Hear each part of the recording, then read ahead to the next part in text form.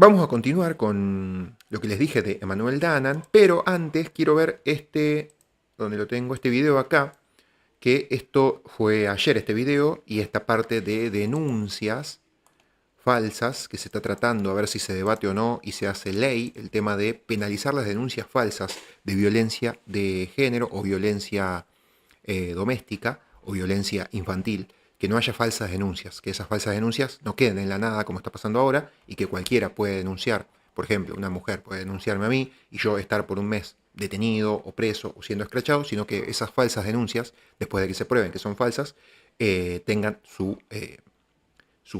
pena, obviamente. Así que se está tratando ese debate y lo vamos a ver acá, que dura unos minutitos y después seguimos con el otro debate o la otra entrevista de Emanuel Danan. Y que quiere tomar la palabra la toma y el que no quiere no la toma, ¿no? Y acá yo me tengo que correr. Pero bueno, entiendo que para los que miran, por ahí la expectativa es que el invitado hable más. Pero bueno, nada, tampoco lo obligamos a hablar. Está en este mismo momento en el Senado, si no me equivoco, Cunio Libarona.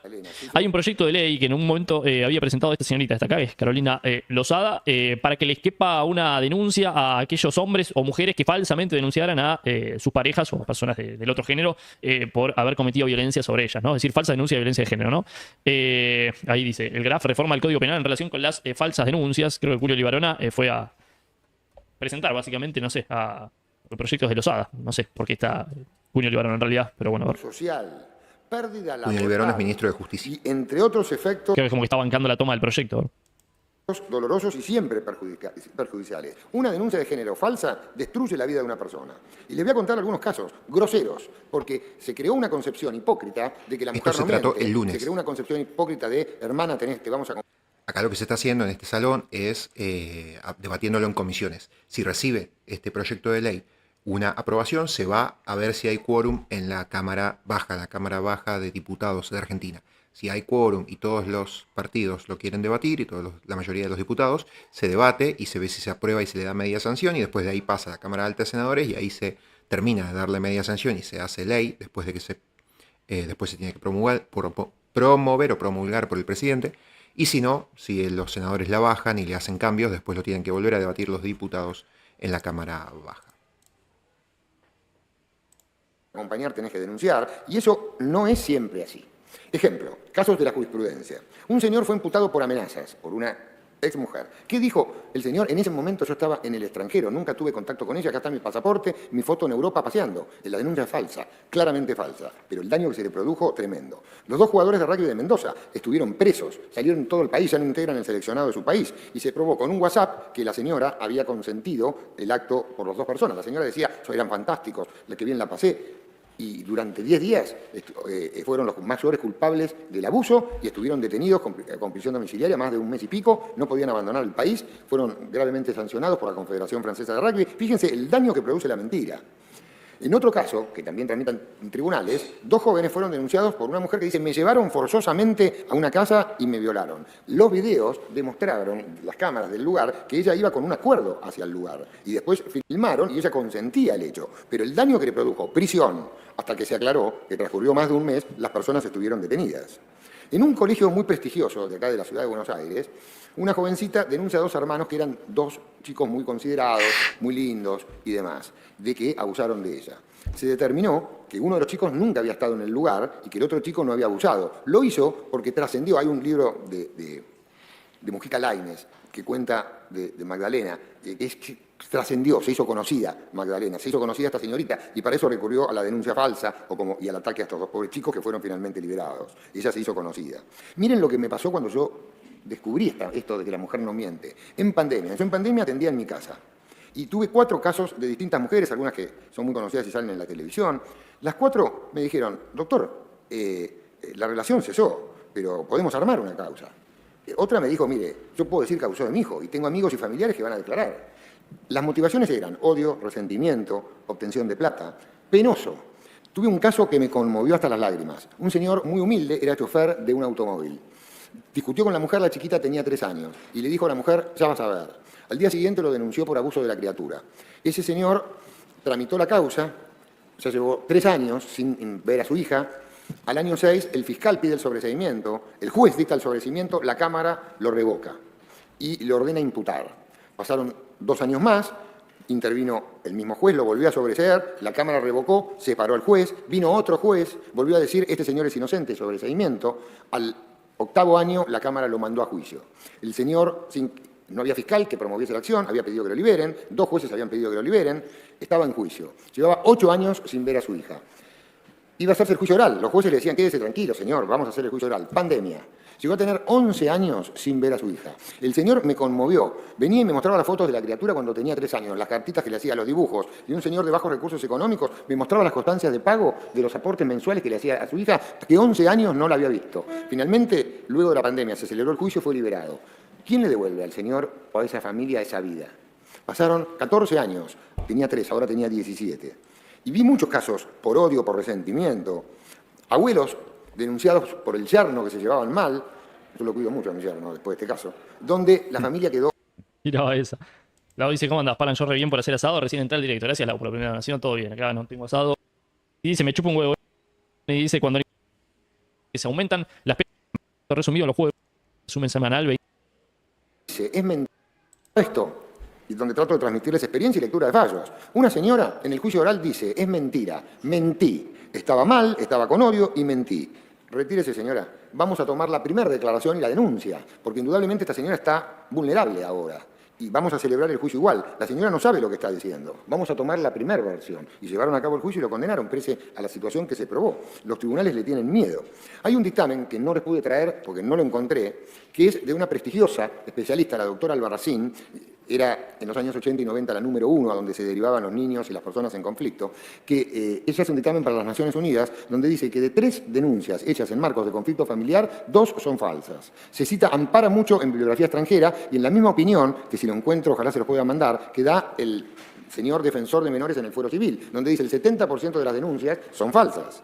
O sea, los especialistas en la materia tienen en claro esta problemática. Yo leí un libro de lo que hoy rige, que es la filosofía hoy está en Francia, de cómo un joven cuenta su vida y el mal que le pasó a su pareja, que era un señor, por una denuncia de género en una universidad, y toda la dolencia que tuvo y la problemática que tuvo. Estas denuncias matan.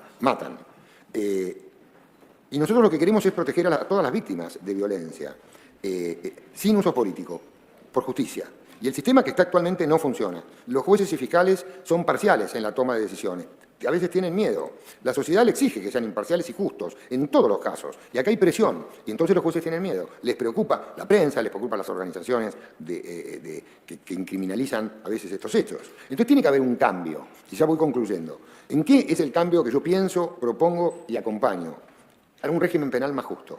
En primer lugar, no puede tenerse en consideración el marco de pena tan irrisorio que tienen delitos tan graves como son las falsas denuncias y falsos testimonios. Son delitos graves. Hay un disvalor en la acción y un disvalor en el resultado, diría Strattenberg, un profesor alemán, que es tremendo. El perjuicio es tremendo. La motivación es espuria. Hay dolo directo de engañar a la justicia.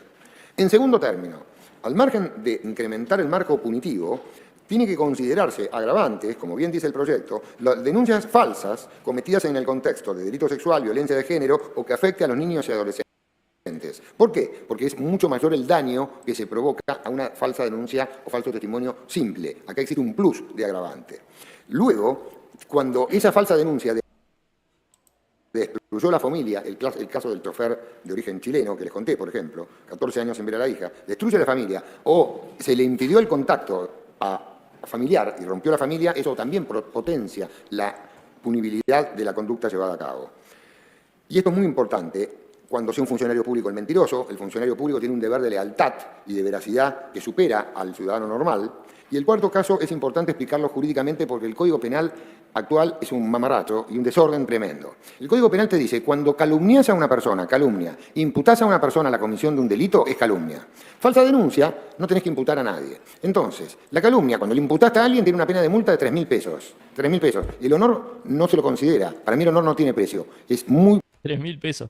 Cristian dice, las penas por falsas denuncias deberían ser equivalentes a las que recibiría el acusado si esta fuera verídica. Lucas dice, yo creía que este tipo era un chat, pero está enseñando que el agua moja. ¿Qué le pasa? Martín dice, hola, para en resumen, digo, rechazaron o no, recién entro, todavía es a las 15. A las 13 en teoría hay una que probablemente no tenga quórum para avanzar una reforma sindical que propone el radicalismo, a las 15. Destruir a alguien en su honor. Entonces, todo el mundo te dice, en base a un plenario Bullock del año 1953, concretamente del 27 de marzo. No existía la justicia federal, ni la de penal económico, ni la tributaria. Existía nada más que la Cámara del Crimen que integraba mi padre, que está ahora en la calle Viamonte. El plenario dice, es calumnia, y por otro lado tenés la falsa denuncia. Y discute la doctrina. En el plenario está dividido. Unos te dicen hay un concurso aparente de leyes, que es la opinión mayoritaria de Munilla Lacasa, Beruti, Sagasta, jueces gloriosos de aquellos años. Otros te dicen es un solo hecho, es un concurso ideal, la opinión de un maestro como Foderigo de Malbrán. Y otros van más allá, a ver a Ocampo, un magnífico camarista del norte que tuvo nuestro país, que dice es un concurso real. Para mí esta discusión tiene que agotarse por vía legislativa. Y la solución es suprimir el delito de calumnia, que es un delito de distancia privada, tiene que impulsarlo, y tiene esta penita de multa, y dejar la falsa denuncia que comprenda la mentira, sea por un hecho sin dar un autor, por ejemplo, me robaron el auto y es mentira, un caso estúpido. Tuve una vez un señor que le denuncia el hurto de las gomas del auto. Saca la foto para el seguro y en la foto para el seguro está en el espejo y están las gomas atrás. O sea, hay muchísima ataque al mercado del seguro con falsas denuncias.